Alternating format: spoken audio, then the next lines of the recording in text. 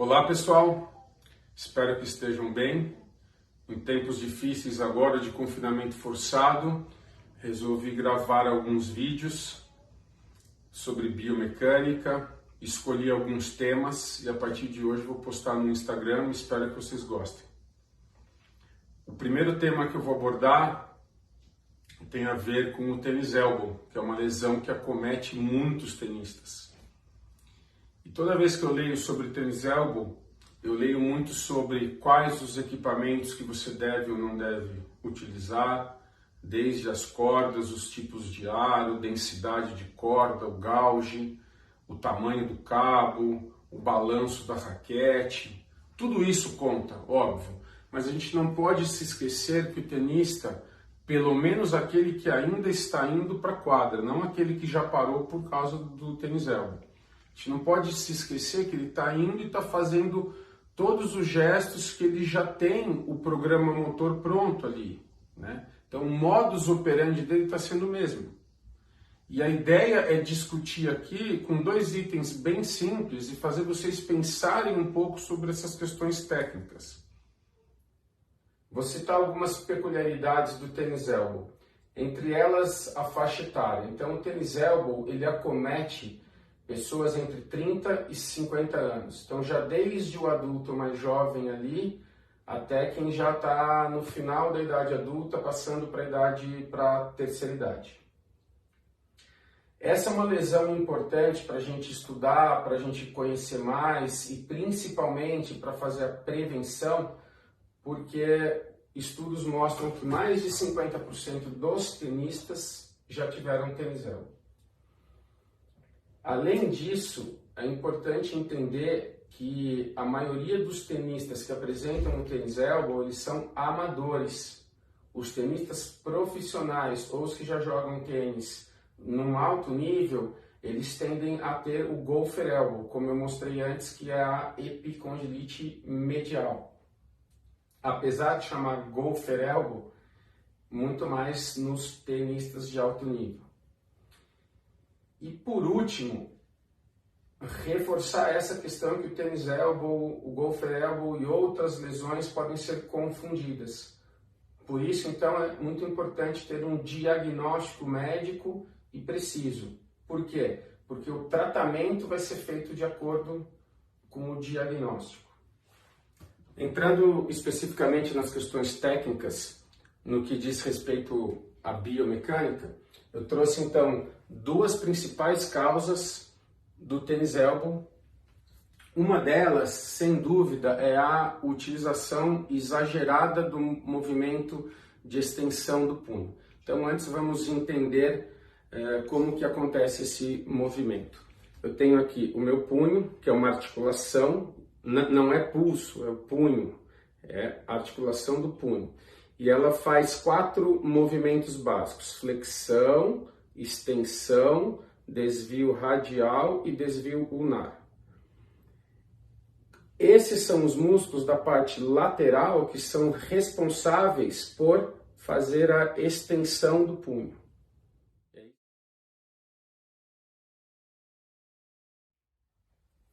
Então temos aqui o primeiro item técnico, que seria a diferença entre os dois pontos de contato entre o backhand com uma mão e duas mãos. Essa diferença técnica, ela está intimamente ligada com o maior número de casos de tênis elbow entre tenistas que utilizam a técnica de uma mão.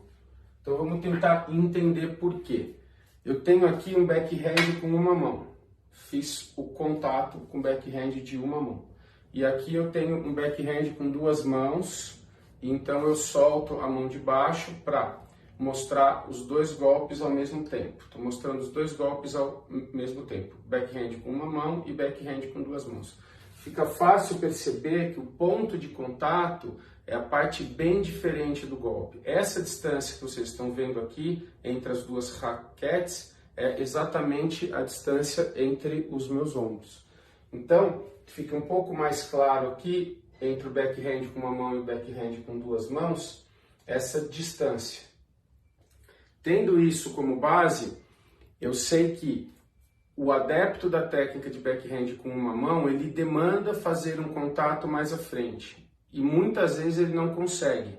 Em bolas mais rápidas, ele não consegue fazer esse ponto de contato mais à frente. E quando ele está muito próximo desse ponto e percebe que ele errou esse timing, ele pede ajuda do punho, através da extensão. Então essa extensão de punho exagerada e feita de uma forma muito brusca, muito rápida, é a primeira causa de lesão do tênis elbow.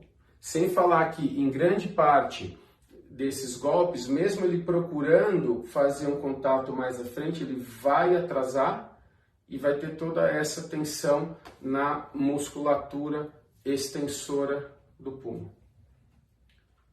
Ainda falando do item número 1, é importante mostrar que o tênis elbow ele não é uma lesão exclusiva de quem faz o backhand com uma mão. Quem bate o backhand com duas mãos também pode desenvolver o tênis elbow.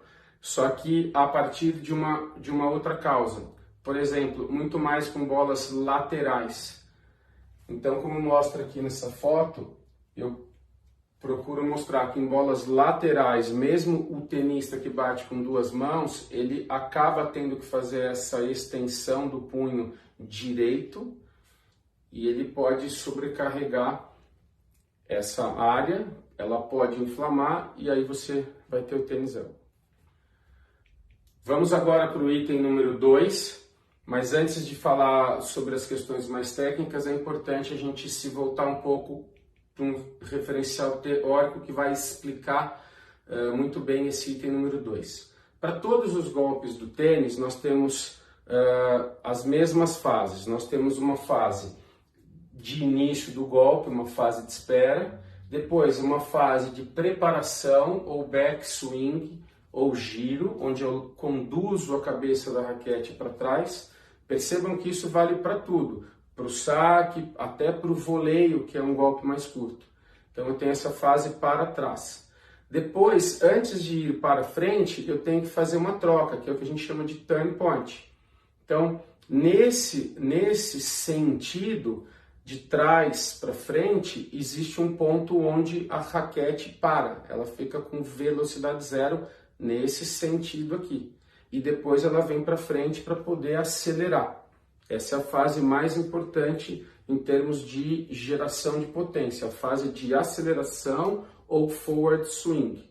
Até que chega na fase de contato, que é onde acontece toda a troca de energias entre a bola e as cordas da raquete, e toda a massa do meu corpo, mais a massa da raquete, também vai estar envolvida nesse sistema. E depois do ponto de contato, aí vem a última fase, que é o follow-through ou a terminação. Mas o que é importante para a gente saber disso tudo aqui na prática? Para ser mais simples, na fase de aceleração, predominantemente eu uso as contrações concêntricas, contrações musculares concêntricas, que são as que aceleram o movimento. E depois do contato, e muita gente faz isso antes, mas o modelo depois do contato, eu vou usar predominantemente as contrações musculares excêntricas. E aí entra o link com o tênis elbow. Já vários estudos mostram que as contrações excêntricas elas são altamente lesivas para o aparelho locomotor como um todo. Ainda mais para as estruturas que não são tão grandes como, por exemplo, punho e cotovelo.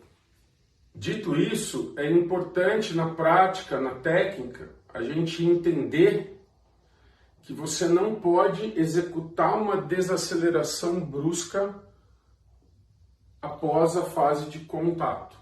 Se fosse mostrar um backhand aqui, não posso estar na quadra, mas aquela pessoa que bate e logo depois já faz essa desaceleração. Para quem tem o tênis elbow já instalado, só fazendo essa frenagem já percebe que dói bastante. Então, a dica técnica é continuar o movimento, é fazer uma fase de terminação mais longa, uma fase de terminação menos brusca, é como se fosse o freio do seu carro. Você teve que acelerar, Fechou o farol, você vai ter que frear. Como que você freia? Se você freia de uma forma muito brusca, você vai gastar o freio mais cedo. Então você procurar não ter pressa para já voltar e estar pronto para a próxima bola. Vale mais a pena você fazer um golpe bem feito, longo, fluido. Fala-se muito no flow hoje, né? Deixar acontecer o golpe. Tem uma outra dica, por exemplo, que eu gosto muito, que é bater e seguir a bola. Então, se eu quero fazer uma bola na cruzada, eu vou bater e vou seguir ela mais lá para a cruzada. Se eu quero fazer uma bola na paralela, eu sigo mais para cá, mais para a direção da paralela. Isso é muito importante, ao invés de dar esse tranco aqui, de fazer esse tranco, vamos chamar assim, que tecnicamente é o quê? É uma ação excêntrica muito intensa. Ela é altamente lesiva e existem treinos específicos. Hoje treina-se muito a fase excêntrica. Mesmo ela sendo lesiva, treina-se a fase excêntrica exatamente para você deixar a sua musculatura como um todo pronta para essa ação. Só para a gente descontrair um pouco, aí eu trouxe 2 itens que eu trato como mitos, porque eu ouço muita coisa diferente, né? Mas o mito número 1 é que quem tem o tênis elbow deve usar uma raquete mais leve. O que vai acontecer se você utilizar uma raquete mais leve, já estando com inflamação na parte lateral do cotovelo? E, obviamente, você vai para a quadra e você vai querer performar da mesma maneira do que antes, ou seja, você vai querer imprimir uma potência igual a que você já tinha. Com uma raquete mais leve, você tem menos massa nesse sistema e a bola não vai sair com tanta velocidade, com tanta potência. Isso quer dizer o quê? Que você vai ter que forçar mais o seu corpo através, por exemplo, do braço principalmente. E aí você acaba continuando esse ciclo de forçar os músculos do antebraço e retardando a cura do tênis elbow. Portanto, óbvio, você não precisa usar uma raquete de 500 gramas, 600 gramas. Você tem que usar uma raquete com peso de acordo com o seu estilo de jogo. Mais para frente a gente também vai falar um pouco sobre isso. E vou também chamar experts para falar, para a gente fazer o link com a minha parte técnica.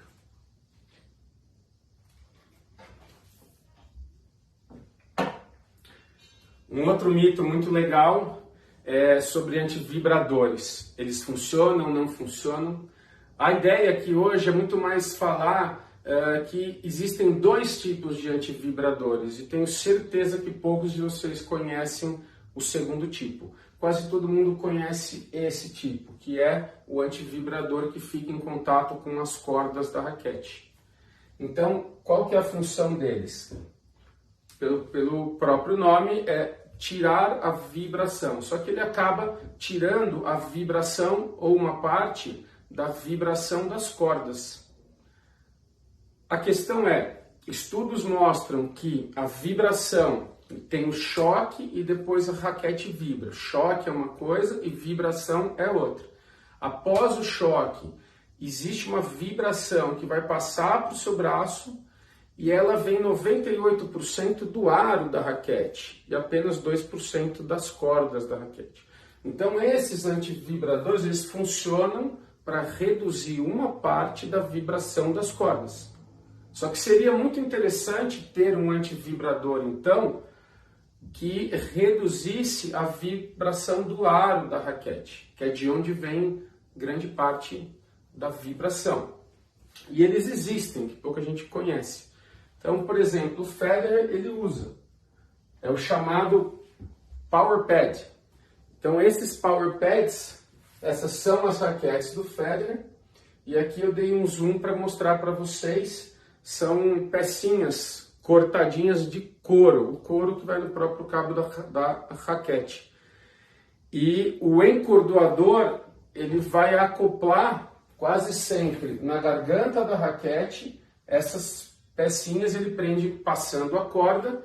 Então é muito interessante porque ela fica em contato com o aro em si e ainda com uma parte pequena que seja, mais uma parte da corda. Então os power pads, eles podem funcionar bem mais para essa questão de redução da vibração da raquete, o que também é uma das causas da inflamação dos músculos extensores do punho, que é o tênis elbow.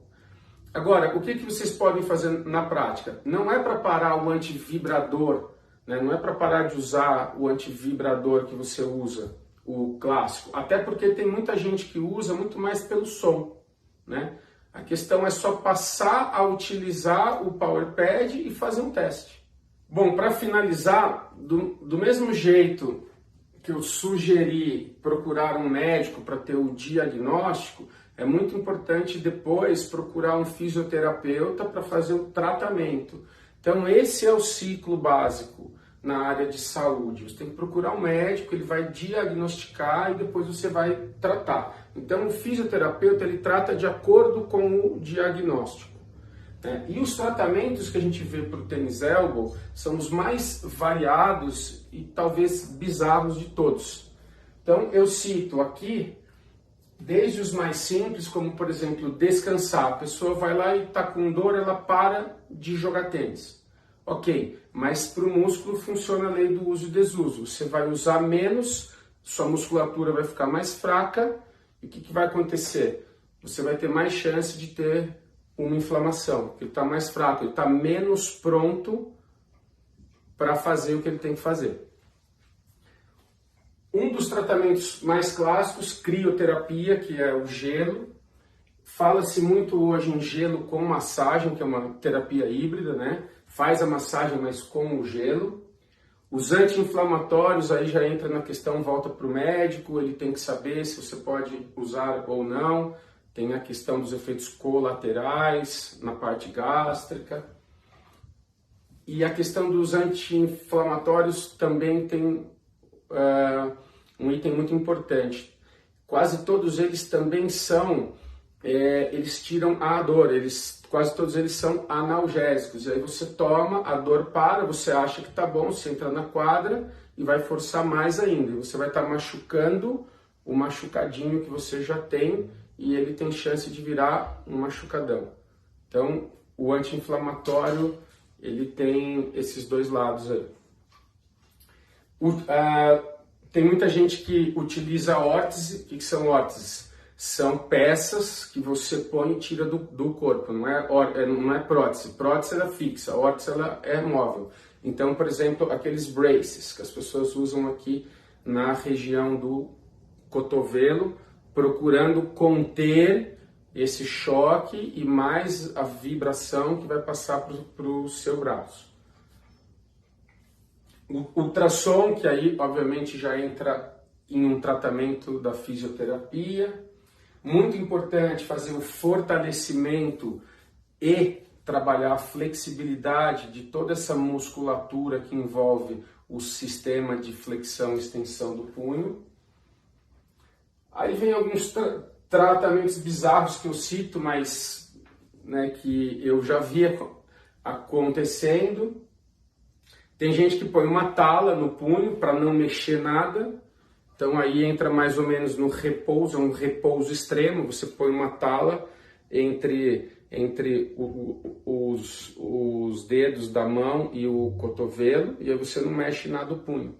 Ok, aí como você não mexe o punho, você não aciona os músculos extensores, mas volta na lei do uso e desuso. Algumas pessoas fazem infiltração com esteroides, que é bem rápido, em vários casos funciona por um tempo, mas aí entra o que a gente falou, se você não combater a causa, que muitas vezes está na técnica e pouca gente fala isso, né, você volta a ter o tênis elbow. E isso é algo que acontece bastante com pessoas que têm tênis elbow, quase sempre volta a ter essa dor. Existe até um tratamento, acredite ou não, com botox. Então a pessoa injeta botox e o músculo tem toda aquela ação de ficar mais maleável. enfim, tem todo um processo que algumas pessoas dizem que o Botox funciona. E cirurgia, que é o que ninguém quer, mas acontece entre 80% e 95% dos casos você não vai precisar de uma cirurgia, tá? Então são poucos os casos que precisam, só quando está em último caso mesmo. Para finalizar, para tentar dar uma única dica, eu falaria para vocês focarem na questão técnica de antecipação do contato. Essa é uma fase crucial para todos os golpes.